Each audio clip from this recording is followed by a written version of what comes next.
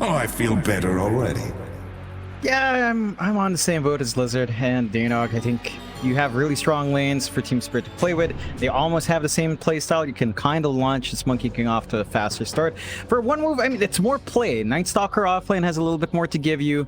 The Luna has some early presence that you can itemize around if you manage to get the timing. So there's some more potential to be aggressive. They're already playing here. Oh, nice arrow. Jeez. It's going to land right onto the backside of the Night Stalker's afterlife. He's running. He's actually making it out, but no mirror. Barely able to get the right click off in time to secure the first blood. No uphill misses coming out either, and I believe he got kind of lucky with the dice roll as to how much damage was dealt with that final right click. Still, first blood already secured in another game, Jonathan, where we have a 5-on-5 engagement before the bounty runes have even spawned up.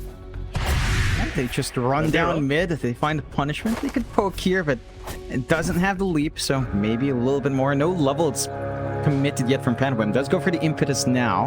It's good harass out. Should at least equalize the bounty runes for a bit. Battle begins. Interesting decision though, right? Because you could have gone for... In fact, hold that thought, because bounty runes are going to be kind of fought over here, and it seems like Seiyu is dropping rather on the Hoodwink now, but is going to be able to make it out. Should be a 2-for-2 trade on the bounty runes anyway. What I was trying to say, John, is I'm kind of surprised they didn't go for maybe the level 1 enchant there for Panto, because it felt like you might have been able to get the kill onto Mirror. I suppose with the impetus, you're just going to look to dominate the lane anyway, but it's an interesting choice.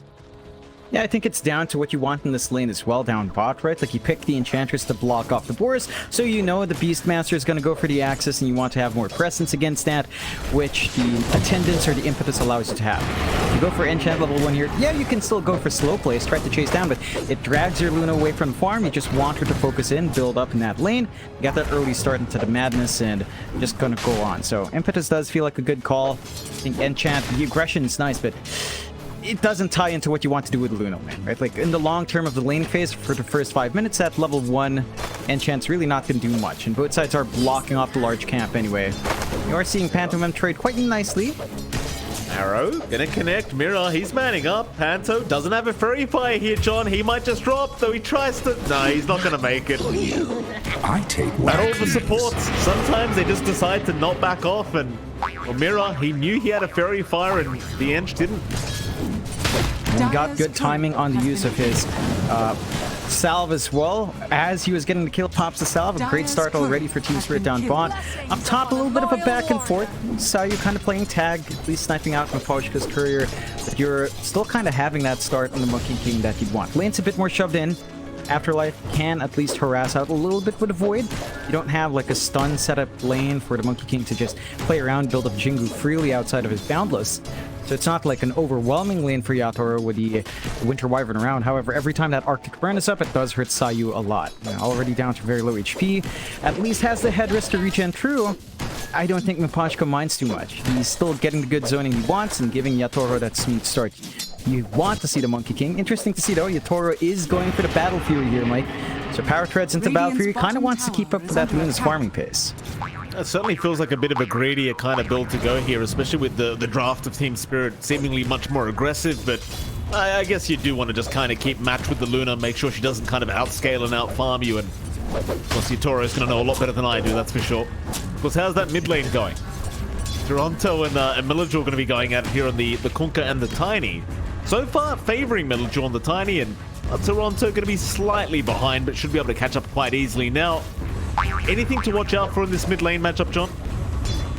Not too much, really. It ends up being a pretty even farming lane. Bottle prioritization is probably more for Melajul to spam out his Avalanche Toss, but you don't really worry about that too much as a Kunkka. You kind of just want your Brazier stun, you want your fast Boot stun, and just run around, hit your level 6, threaten with your both combination. You do have the supports to be aggressive down the line. Mirana rotation with the X combo, pretty scary, so they're going to have to keep their vision game up here in one move and track their supports. Melajul sneak over and just pick himself a bounty there on the Tiny, so get away with a free bounty from the dire end of things. Little pick up from him. Gonna miss too many creeps on his way back in either. I believe he missed maybe 1 or 2. The prize is Back to farming though. Still 2 kills in the favor of Spirit. It does feel like the laning stage though is going to be rather slow anyway. You look at every lane and maybe the best kill potential we have is down at the rather up the top lane.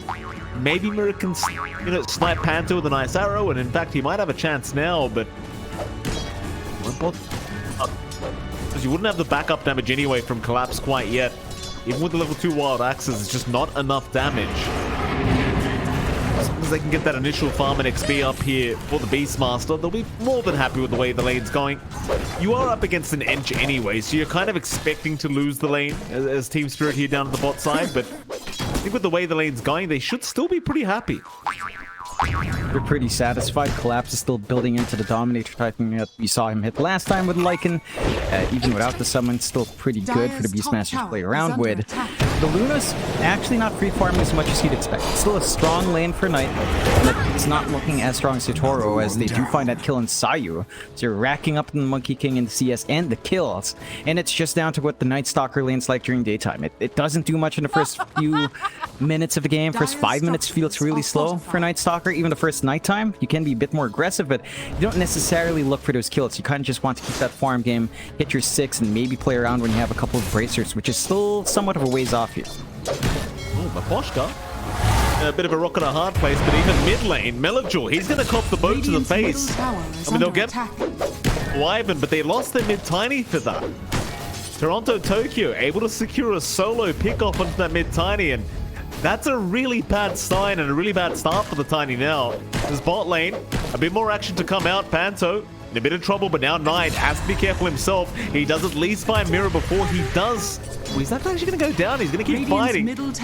Panto does actually drop himself on the edge. Knight's going to be fine to walk his way out. But then that ice armor he did receive, she gave him quite a bit of bonus armor to actually survive all the right clicks of Collapse there on the Beastmaster. You're going to be happy enough with that trade for one move, a kill coming out for your Luna. Not quite the solo EXP gain you'd want for Knight. Still fairly satisfied, not going for the Eclipse anyway, as you want to go farming here. And you're finding some wins here and there. The Luna's still having a great time. You've got the triangle fairly secured in this game. Not many wards being dropped by TeamSpirit to keep track of that build-up for the Luna this time around. So as long as you hit the Mask of Madness timing, you're still pretty good in the flash farm. And again, your Monkey King is still working onto Battle Fury. So the farm is looking good for Yatoro, but that timing is not in line with the Mask of Madness. Luna will have an early item advantage here for sure. Off lane, Nightstalker. Oh, that's a very nice bushwhack. Seiyu to kind of save the day for now, but Yatoro is still in the chase as Mirror. Goes for a cheeky arrow, but not going to be able to land it. Afterlife with that nighttime, going to have plenty of movement speed to be able to get himself out of there. Very nice save though from Seiyu's. Had it not been for that bushwhack, there was just no chance of survival. You're just dodging really well right now in one move, trying to build up. And it's still a slow lane for Afterlife here. My bottom leftward core, still level 4. No threat to the level 6 Dark Ascension to start running around. And as long as you're suppressing the Night Stalker, even if you're not finding kills, TeamSpirit's fairly happy. Again, they've got a draft that kind of wants to take it a little bit slower. They want to buy space for Yatoro. As long as they ensure he's farming, you're pretty good. Down bot, they'll collapse. Nice setup. Panto able to get the slow off with the enchant and even had the Wild Wing Ripper going as well. So Knight going to secure his second kill of the game here on the Luna. Happy days for him. And well, speaking of Nitron, we haven't talked about him too much this game, but he's having a very good start. 3.6k net worth, second net worth only to Toronto Tokyo there on the mid Punka, so happy days so far for the pos 1 of 1 move. Yeah, I mean, he's already got the Mask of Madness flying out as well, so the flash farm can truly kick in for Knight now. And the triangle, it's not been spotted out too much by TeamSpirit outside of that one flash with Maposhka. So you still have a lot of flash farm left. And if TeamSpirit don't kind of apply that pressure in that area of the map, you could have a problem, because your Monkey King's going to take a long time to match that farm. Despite the aggression coming out from Yatoro, the Battle Fury is just a much more high net worth item. It costs a lot more, the farming rate of Monkey isn't as fast, and you're seeing Panto kind of look for the aggression and clumping on Collapse. He's doing a great job of it. Collapse is going to drop once again as Melajor. He's going to rotate on the Tiny to make sure they have the damage out, and, well, quite frankly, I don't even think they needed the mid-Tiny. The Collapse, or rather Toronto Tokyo now, is going to show up on the Konka. With Mirror on the Mirana, but 3v2, they don't want this fight. Instead, Knight going to be focused down, but in the meantime, Mirror has gone down to Melajor's. Now Toronto Tokyo may have gone a bit too far in the Konka. Very nice body blocks coming up from Panto, but ultimately he will still be able to walk his way out. But for Melajul, he got a 2-for-1 special there, John, finding the Beastmaster and the Mirana right after. That's pretty scary. Those are big kills to give away to the mid-tiny. That blink timing for Melajul is going to be lining up fairly quick here, Mike. And it's kind of like what we said about TeamSpirit last time, right? They needed a fast blink on their tiny to get aggressive. Same thing goes here for one move. Once Melajul does have the blink up, you can expect the tiny to take the initiative. Keep that pressure up. Kind of punish TeamSpirit for maybe going for a more farm-heavy playstyle here. And they're already doing a great job of cutting off some top camps as well. Well, I actually commit the roll there just for Panto, but it seems like they really just want to get rid of this Ench and start moving into that tier 1 bottom tower. So roll being committed. The first kill with that being used up. Still now knowing that one move might be able to find some more aggression here in this game number 2. Does seem like maybe there's not too many plays they can really make. Everyone from TeamSpirit kind of just huddled up together, apart from Maposhka. And it seems like instead they're going to try and trade the tier 1 towers in the opposing lanes. To be fair, one move, not really started yet on the top tier 1, but Afterlife eventually will get going. Meanwhile, mid lane, Toronto, Tokyo, and Mira going to show up, seeing Panto once again. They won't be able to close the gap though. Toronto, unable to get the X off onto Panto, is going to have to watch him walk out. And in the meantime, they are still taking the bottom tier 1 with just Yatoro. It's a slow go, but eventually it will give way. He kind of just went back in. Arrow does connect, but it seems like he's confident he'll be able to survive with just the heals out. And Toronto kind of just misses everything. Yeah, they don't manage to connect. It's that point where the Ench with Untouchable up, you have to land every tight burn really to get the kill. They get one, but they don't really have a creep wave to kind of sustain true. That does buy them space to clear out spot. I think this is also a lot of space for one move though. The pressure up top's ramping up. They've got Dark Ascension here. Maposhka showed himself, but there's your Dark Ascension being forced out. They've got the Curse to play with as well. Knight really wants that tier 1 tower and will find it. Maposhka's still trying to find a way to set up though, but instead, Afterlife looks like he has been caught, but no X back into the arrow. Rather, they do save it for the boat, but Afterlife might still... No, never mind, Toronto. He was confident enough with the Tidebringer to get the job done. So we'll go for another. Seiyu trying to run with the sharpshooter out, but it's just not going to be enough. Mira securing the kill with the urn. Spirit, well, they lost the top tier 1, but they clean up this top lane, that's for sure. Find a really nice set of kills. Great kill on the Night Stalker, slow that progression down on the Armlet. Again, one move probably doesn't mind too much. Knight is still getting space, goes into the triangle. It's still no aggressive wards dropped by TeamSpirit, so very secure position for your Luna to farm up. Doesn't quite have the network lead, should be able to find that soon. Toronto Tokyo is still maintaining number 1 off the back of his aggression. And they are starting to play around now. They've got that blink on Melajul, they've got aggression lined up here. Roll around again. They really want Panto dead, but a big avalanche toss is there. Melajul coming in just in the nick of time. It's Toronto trying to help out, but doesn't have the boat to throw out. It's collapse. Still juking and jiving, but eventually Melajul does secure the kill. Toronto looking for an X-back. Is going to go on to Seiyu. Once again, the boat almost up. They'll just secure Seiyu's life. They want a bit more, though. Toronto, Tokyo. Going to move in with Yatoro. We'll see Afterlife. They'll go for a balance out, but you're not close enough, surely, to be able to lock him down, and eventually he will get close enough to the tier 2 to just walk away. Lots of commitment out from Spirit, trying to play up against the tempo that one move is showing. And one move's done a great job of making this a harder game for Collapse. Right, the impact of your Beastmaster, the combination's still there, but he's not pushing as much. They catch one though. Ooh, nice blink away though. It was very calm about that one, Melajul. Not reacting whatsoever to the X, just kind of standing there and getting ready to blink out. TeamSpirit will go into that mid-tier 1 tower once again. War is not up, so you don't have the greatest setup here for a team fight, but Toronto, he can go for the X back onto Panto. We've seen this one before though, and they miss again. Now, Melajul, he'll get an avalanche toss out, Collapse, in a bit of danger, is going to run his way out of the Wukong's command as the Curse. Going to lock 3 of them down. Panto's gone, and so is Melajul. Afterlife, well, he's going to go for a run with this Dark Ascension, but they've lost 2 big targets already. And that's with all of it being missed. They didn't get the combo they wanted. Yeah, they don't get the combination, but they still have a lot of team fights to follow through. They're not just hinging on that Arrow X, the Winter Spirits and Wukong's combination is still really strong. The damage output coming through from Knight there, just making short work of that soft squishy Ench, and that allows him to push that mid tier 1. So taking more control of the jungle, maybe start to apply those forward wards that they need to see. He just TP'd right into the outpost here, John. Collapse does have roar up, and we've seen this before. He loves committing. He won't do it this time, though. Instead, Melojul has shown up on the mid tiny, trying to go after Mirror, but he's going to be alright.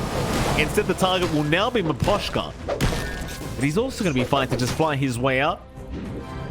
Rotations from one move not really panning out, though maybe they can set up in the Toronto-Tokyo mid lane. Melojul is in with the avalanche and the toss back up. Bushwhack and Sharpshooter both going to be there. Toronto dropping very low, does get the boat out in time, but it's not going to matter. Nice pick up there from one move. Nice big kill, knowing that the Kunkka was isolated, knowing that TSpirit was just clumped up in the jungle and backed off.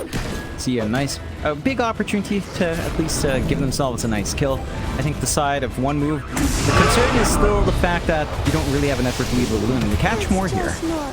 Oh, they love just killing off Panther with the roar. Just no hesitation from Collapse. Every time he sees him, he will just commit the roar. He just wants that kill every time. Yeah, again, it's been a bit of a slower game for Collapse. They just kind of want to get the kills, try to ramp up, get the levels going on that Beastmaster. The cooldown on that roar reduces massively as the levels go up, so just finding some kills accelerates that process. Again, the concern for one move right now, Mike, is your lead on Knight just isn't that big. It's 8.3k up against a 7.2 and 7.1k Monkey King and Kunkka. Luna's almost like the Owl, and I think Lizard points this out. You need to farm a lot on Luna to really feel big. You have a great platform potential though. Melojul? Yeah, he shows up. He kind of went out of the fog there and does get caught out with the X back into the boat, and now the Torrent all's going to connect with Melojul. He'll go for a run, but the curse is going to connect from Miposhka, and Melojul just cannot blink out of this. They show up, but they were just underneath Hawk Vision anyway. Spirit, a very easy setup. His Afterlife, he'll go for a run, but he might just drop as well. Nice armlet toggling, but does it matter? For now it does. Still on the run. In the meantime, Panto is going to go down on the Ench. Afterlife somehow still running back towards his fountain as Mirror. That's a very cheeky arrow, but he's not going to land it. Tower is under attack. Nice angle from Mirror, but Afterlife, I think he got a brief glimpse of it. Yeah, it's a bit messy again for TSpirit, right? Like, they get the X, they don't get the arrow, they don't even get the Boundless. That's why they kind of miss out on Afterlife, but it doesn't matter. Like, you're still finding other targets, you're still causing havoc onto one move, making it fairly uncomfy for them to kind of get an angle back into these fights, and they never back off. TSpirit are still holding that mid lane. Alright, not gonna land. Seiyu, gonna go for a run, but Melojul, no, not gonna be spotted out. Maybe he moves back in though. Toronto, like a pretty spicy kill here for Melojul, so he will try with the toss back into Seiyu. They've got Knight around with the Eclipse out as well, but Toronto, he gets a BKB off, and now the Cold Embrace will save him for now. And the arrow gonna fly right through Toronto. He gets the boat out, and he is gonna be fine for now. But Afterlife gonna show up as Toronto, somehow still running. In the meantime, they've caught Mirror on the Mirana, and he will drop. They even got Miposhka. He does commit the curse, but he's still gonna go as well. Bit of a wasted curse there. On the bright side, they saved their mid Kunkka, but they are going to lose this mid tier 1 tower. I mean, you still have a lot of push coming out from one move. One of the benefits of the Luna, as the panel pointed out, easy to shove in objectives after a team fight win. And you're feeling very secure now at Knight. You've got that early BKB 2k lead, not massive, but enough for the Luna to play with. Straight into the Roche they go.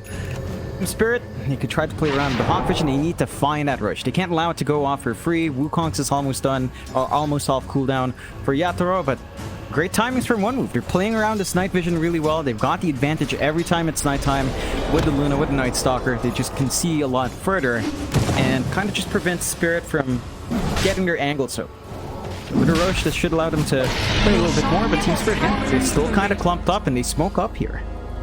They're going to try and force the fight. Still one move. They are looking like the stronger team right now. At least in terms of the way their carries are built up. If you look at this Luna, the Knight, he's having a pretty nice game right now. It's 11k net worth lead on that Luna. Suddenly getting to the stage where you are starting to get a little bit more concerned here if you are TSpirit.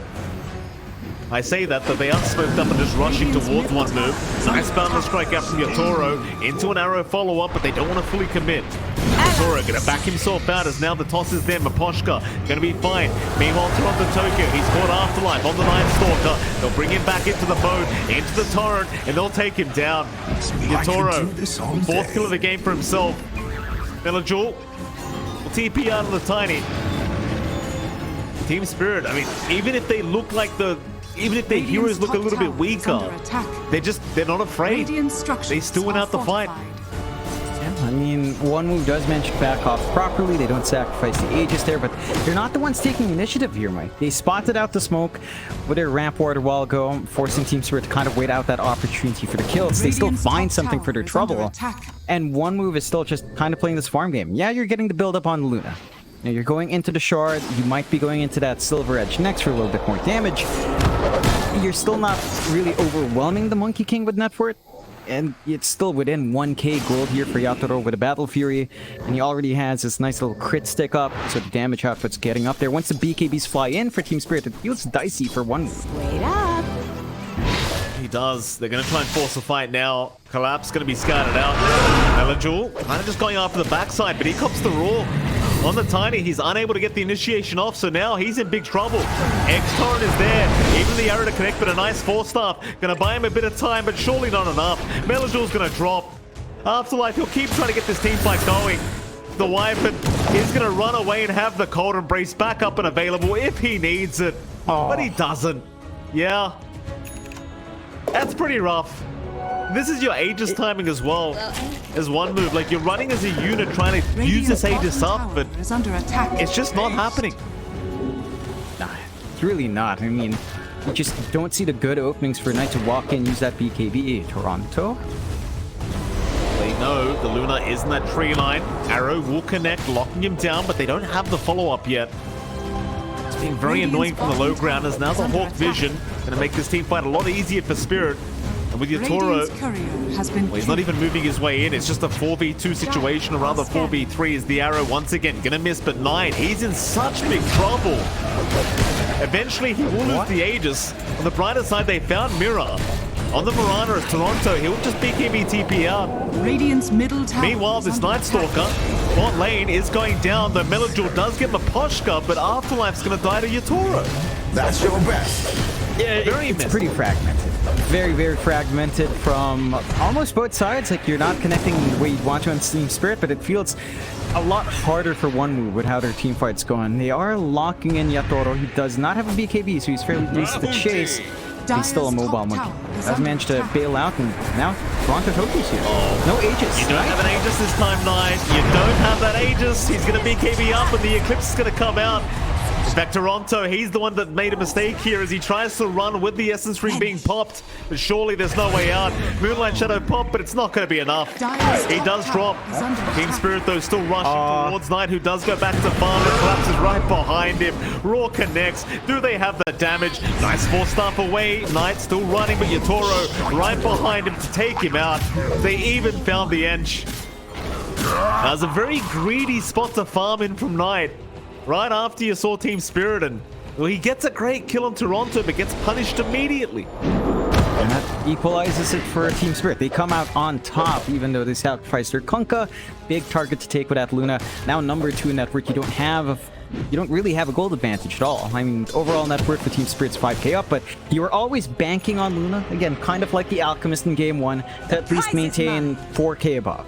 And we've seen that a lot with Lunas. That tends to be like the sweet spot to start to feel really strong. You don't have that overwhelming item advantage. The Monkey King Battle Fury investment from Yatoro has paid off, has his BKB up, and this is the point where all of one move's plays, all of their control just kind of dissipates. Their burst damage with Tiny Blink Avalanche is kind of gone. Their control with Night Stalker disappears. Like, there's no threat in the Monkey anymore. It feels like Yatoro is just free to jump in and do what he wants as long as he's got his spells ready. Oh, nice Boundless strike out. He's found the Night Stalker once again. Yatoro will just move right in as Afterlife. He is forced to pop the Dark Ascension and try to force a fight. One move, they're going to move their way in. After Yatoro, they might be able to catch him, but no, he Primal Springs right out. Afterlife still has a bit of time here with the Dark Ascension to try and find a way to get a good fight going, but it doesn't seem like they're even going to try and force this any longer. In fact, Panto, Arrow's going to connect. and he will slowly but surely just die as they kill him from a distance. They don't even get near him. Tips out for Melajul. Not sure what Melajul did there, but you know, they're feeling confident in TSpirit. They know they've hit this time again. They've managed to hold back against One Move's early item or gold advantage, and now they're just smoking. They're confident with their BKBs. They know they've got a lot of aggression in hand. They just need to find some kills. In through the mid lane they go. Four-man smoke up. Radiant's middle tower is under attack. Well, sign of One Move. They're very well aware that this is not the kind of fight they need to take right now. Please wait till all you hear is a back up. Toronto, Tokyo. Radiant's middle tower is under Somebody attack. down. Dump in. Oh, that's a great start. But Poshka, he's in with a fantastic curve onto the two main cores, right into the bow. See you later. That's a perfect initiation from a Poshka. Onto Panto they go. I mean, I want to see 5 tips there, John. Come on. Probably on cooldown there, my dear. They used them all up on TSpirit. Straight into the push. Excellent team fight again. They have such great ways of controlling here on TSpirit. The blink on Mikoshka, the investment that the Wyvern has managed to find is just paying off. And with a Beastmaster on hand, it doesn't take too long to just go for the big objectives. It's defend of the Ancients. Tier 4s are going to go. Yeah, they've got buyback available. They'll come in eventually. His afterlife. He does get a tree cut onto the Monkey King tree, but now has been caught out anyway. I believe a GG call's coming very soon here, John. They will buy back on afterlife as well. Can they punish Melajul? That's a great avalanche out, but the Valor Strike is there. Yatoro still fighting in Toronto. He's going to move back in onto the Tiny. They'll find Melajul a second time. Afterlife. He's trying to run. He'll barely make it out. Meanwhile, Mirror. Oh, he gets sniped. He does get taken down, but here goes Toronto once again as the buyback is there from Mirror. Both will be taken by Knight through the backside, and Knight's just gone. No buyback available. Panto. It's a bit of a slower process here on the Ench, but eventually they might just be able to get this done as Afterlife.